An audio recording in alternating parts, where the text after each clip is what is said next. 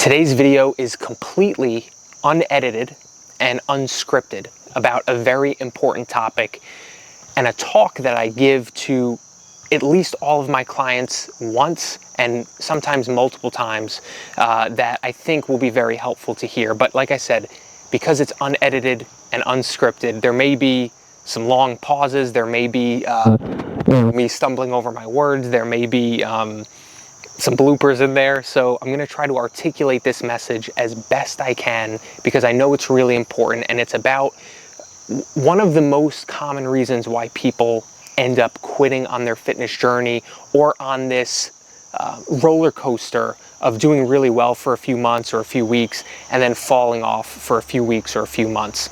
And it has to do with the all or nothing mindset. So if you're a client of mine watching this, there's a good chance that you've heard this message from me before, and there's a good chance that you might need to hear it again right now. Now, if you're not a client of mine, there's an even better chance that you need to hear this message because you may not have a coach who's giving you this support and giving you this message at the most important time to hear it in your particular journey. So I really hope that you find this video helpful and find it valuable. And like I said, totally different video, being completely unedited and unscripted, and I hope I can articulate this decently well. What I'm talking about here is that most people who quit on their fitness journey or end up stopping and starting all throughout life are doing that because of expectations that they have, that they need to be perfect with their nutrition or their training, or they need to not have a misstep, right? They feel like if they fall off track on their program or their diet, that it ruins everything. And because of that expectation that they messed up, they fell off track, it's so discouraging sometimes that they go weeks without getting back on track, or months without getting back to the gym or opening up MyFitnessPal or tracking their food again or weighing themselves. And people think that willpower is an important trait when it comes to fitness. Willpower is not even in the top 10 of important traits that I would say is important to get in amazing shape and be able to sustain it. What this is about, what I'm talking about, is resilience. You're going to have to be very resilient. If you're not a resilient person, you need to go in with the expectation that you're going to have to build some resilient qualities. And I say that because everybody falls off track on their fitness journey, right? It's literally impossible to be perfect all throughout the entire calendar year, or multiple years in a row, or even multiple months in a row. Life throws things at us that are very difficult, right? The whole game and journey of fitness isn't in this perfect bubble scenario where all the stars align, where you have plenty of time to spend at the gym, you have plenty of time to meal prep, you're not sleep deprived, you don't have to work 60 or 70 hours. We have to learn how to navigate fitness and manage our health and stay in good shape while navigating the various obstacles that life throws at us, right? Whether you have kids, whether you have a really demanding, stressful job, whether you have travel and vacations and stuff, travel for work, whether you have people in your family who are sick and you need to take care of, right? There's a million things that life throws at us that we have to know how to, navigate those situations while still, not neglecting our own health. So this is where the resilience part comes in, and this is where the,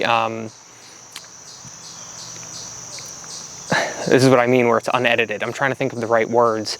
It's resilience in that you're going to have to bounce back from being off track over and over and over again. I was telling a client this last week that you're going to have to know in your head that you're going to have to bounce back 100 times, 200, 300 times over the course of your life.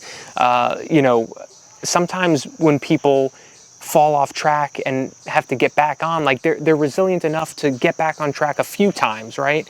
But the 6th time, the 7th time, the 8th time, it's really hurting their confidence, and they get really discouraged, and they think that, what's the point, right? I keep falling off track.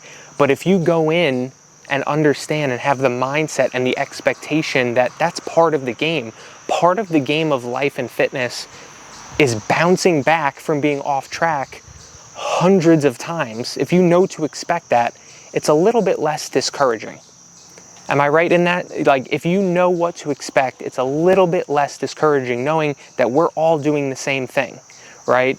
The difference between people who start and stop all throughout life and the people who are able to gain traction and gain progress and momentum year after year is that the people who gain more traction and more progress, they know they're going to fall off track on the weekend sometimes. They know to expect that all the holidays they're going to fall off track. Every vacation they're going to fall off track. Every work trip they're not expecting that they're going to eat perfectly or that they're going to track their macros perfectly. They know they're going to miss some workouts during those periods, right? So it makes it easier to get back on track quickly. And really the name of the game is not to never fall off track. Myself included, all of us and all fitness professionals fall off track too. The key is, can you minimize the amount of time spent off track? Can you get back on track? Can you get back on your program the next day after returning from a vacation? That's the name of the game.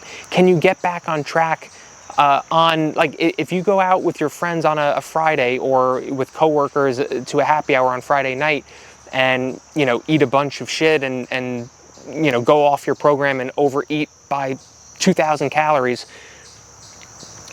do you then throw away the whole weekend and say, what's the point? I'll get back on track on Monday. Or do you get back to your normal routine and normal nutrition on Saturday?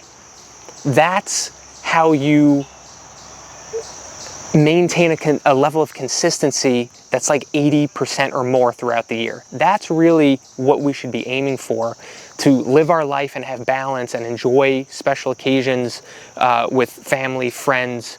Can we put together like 275 or 300 or 325 days where we're on our program in the year, which are just normal days?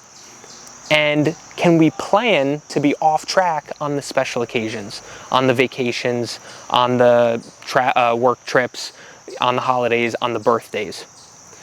Because if you expect to be off track on Christmas Eve and Christmas Day, but on December 26th, you're getting back to your plan, that's how you do it. That's how you maintain those 300 or more days of consistency in a calendar year. So it's about expectations, setting the proper expectations, not having unrealistic expectations. And it's about resilience, knowing that it's not going to be easy. I can draw up the best program for you. I can give you a plan that makes it fairly easy to be consistent, that makes sense for your goals, that makes sense for your lifestyle and your schedule and your career and everything, right? And that's my job, is to put together a program and an approach that truly blends in with your life, so it's not incredibly hard to be consistent. But because of the life aspect, the unpredictability of life that throws obstacles at you along the way, you've got to know that it's going to be hard. There's going to be ups and downs. There's going to be periods where you do fall off track just because you're dealing with what life is throwing at you, and that you're going to have to get back on track as quickly as possible. Having that resilience and expectations to know you're going to have to do that hundreds of times. Not 5 times, not 10 times, not 11 times.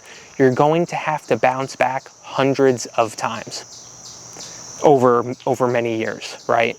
So again, I hope this was helpful. Maybe I talked a little bit in circles, but actually not too many bloopers, right? I'm getting decent at this. I've done thousands of videos starting from 2015, and right now it's 2025. So I hope this message was helpful. If it was, consider subscribing to my channel, because who knows, maybe I'll do more videos like this if you liked it. I'm in my backyard right now. You might be able to hear the birds chirping. We've got a ton of birds and animals over here where we are in New York. This is actually the last video where you'll see this backyard. You don't see it much here on YouTube, but on Instagram and on my stories and stuff, this is our last night here at this house. We're moving first thing tomorrow morning. So nice to record a video back here on the last day here. So again, thank you so much for watching. I really hope this message helped, and subscribe if you want to see more videos like this. Catch you on the next video.